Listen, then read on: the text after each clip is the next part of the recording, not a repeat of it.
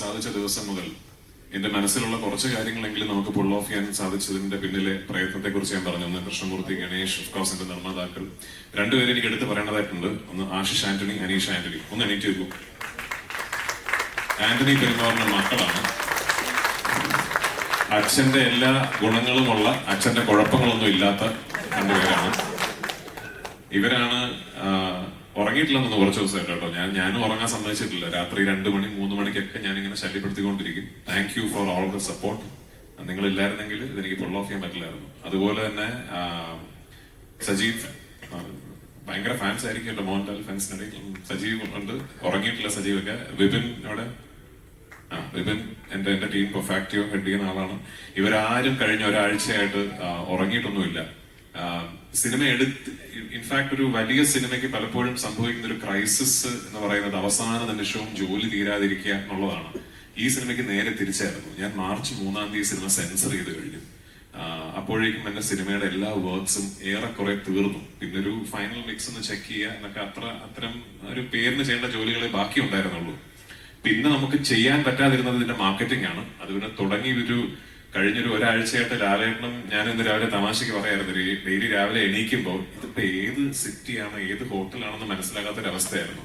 പക്ഷെ അതിന് കൂടെ നിന്നതിന് ഒരുപാട് നന്ദി. Thank you so much.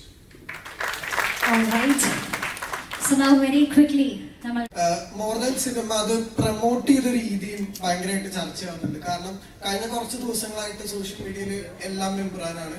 Chennai പ്രൊമോഷൻസിലൊക്കെ ഞങ്ങൾ ഇതുവരെ കാണാത്ത ലാലേട്ടന്റെ ഒരുപാട് മൂവ്മെന്റ്സ് ഞങ്ങൾക്ക് കാണാനിടയായി. ശരിക്കും ഈ ഷൂട്ട് ചെയ്യുമ്പോൾ തന്നെ ഇത് എങ്ങനെ മാർക്കറ്റ് ചെയ്യണം എന്നുള്ളതും രാജുവേട്ടന്റെ ഒരു ഐഡിയ ആയിരുന്നു ശരിക്കും. അങ്ങനെയൊന്നുമില്ല ആക്ച്വലി. ലാലേട്ടൻ കുറച്ച് കഴിഞ്ഞ ആഴ്ച ഇച്ചിരി ഫോമിലാണ് ആളോ. അല്ല, നമ്മൾ ആക്ച്വലി ഇപ്പോ ഞാൻ പറഞ്ഞില്ലേ, സിനിമ എടുത്തു കഴിഞ്ഞ് ഞങ്ങളെല്ലാം എന്റെ മനസ്സിലൊരു പെർഫെക്റ്റ് ഒരു പ്ലാൻ ഉണ്ടായിരുന്നു. അപ്പൊ ആ പ്ലാൻ ഞങ്ങൾക്ക് കൃത്യം ഒരു ഡേറ്റിന് എന്ത് സംഭവിക്കണം. ഇപ്പൊ ഞങ്ങളുടെ ഒരു ക്യാരക്ടർ ഇൻട്രോ ക്യാമ്പയിൻ ഒക്കെ ഉണ്ടായിരുന്നു. ഫെബ്രുവരി 26 ക്യാരക്ടർ ഇൻട്രോ ക്യാമ്പയിൻ കഴിഞ്ഞത്. അപ്പൊ അന്ന് ഫെബ്രുവരി 26 കഴിഞ്ഞാൽ 27 എന്ത് സംഭവിക്കണം, 28 എന്ത് റിലീസ് ചെയ്യുന്നു, അങ്ങനെ കൃത്യം ഒരു പ്ലാൻ ഞങ്ങൾക്കുണ്ടായിരുന്നു. ആ പ്ലാനിന് വേണ്ട എല്ലാ ക്രിയേറ്റീവ്സും കാര്യങ്ങളും എല്ലാം റെഡിയാക്കി അങ്ങനെ ഞാൻ അങ്ങനെ സിനിമയെ സമീപിക്കുന്ന, അങ്ങനെ സിനിമ ചെയ്യുന്ന ഒരാളാണ്. ഞങ്ങൾക്കത് ചെയ്യാൻ കഴിഞ്ഞിരുന്നില്ല. പല കാര്യങ്ങൾ കൊണ്ടും ചെയ്യാൻ കഴിയാതെ വന്ന് പിന്നീട് കഴിഞ്ഞ ഒരാഴ്ചയായിട്ടാണ് ഞങ്ങൾക്ക് ഇതെല്ലാം ചെയ്യാൻ പറ്റും. അപ്പൊ ഞങ്ങൾ ഒരുപാട് കാര്യങ്ങൾ കംപ്രസ് ചെയ്ത് ചെറിയ സമയത്ത് ചെയ്യേണ്ട ഒരു അവസ്ഥയുണ്ടായിരുന്നു.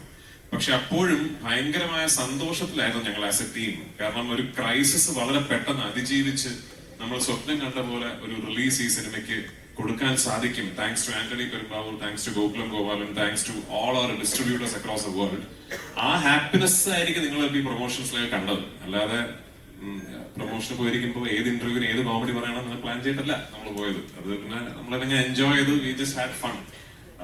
പക്ഷെ ഈ പറയുന്ന പോലെ ഞങ്ങൾ പോയ എല്ലാ സംസ്ഥാനങ്ങളിലും അവിടുത്തെ മീഡിയ അല്ലെങ്കിൽ അവിടുത്തെ മീഡിയ പേഴ്സണൽ വലിയ ആവേശത്തോടെ, വലിയ ഹാപ്പിനെസ്സോടു കൂടി, വലിയ സന്തോഷത്തോടു കൂടിയാണ് ഈ സിനിമയുടെ ടീമിനെ സ്വീകരിച്ചത്. അപ്പൊ മേ ബി നമ്മളൊക്കെ വിചാരിച്ചതിനപ്പുറം ഒരുപക്ഷെ ഇതിന്റെ 1ാം ഭാഗമായ ലൂസിഫറിന് റിലീസിന് ശേഷം ഈ കഴിഞ്ഞ 6 വർഷങ്ങൾക്കിടയിൽ അങ്ങനെ ഒരു അപ്പീൽ ഉണ്ടായിരുന്നിരിക്കാം. I don't know. നമ്മൾ ഏത് സംസ്ഥാനത്തിന് പോയാലും ഈ സിനിമയുടെ സെക്കൻഡ് പാർട്ട്, ഞങ്ങൾ ഡൽഹിയിൽ പോയി. വി നെവർ എക്സ്പെക്ടഡ് അവിടുത്തെ മീഡിയ ലൂസിഫറിനെ കുറിച്ചൊക്കെ വളരെ ക്ലോസ്ലി അനലൈസ് ചെയ്തിട്ടുള്ള ചോദ്യങ്ങളൊക്കെ ചോദിക്കുന്നുള്ളത്. മേ ബി അതായിരിക്കാം കാരണം.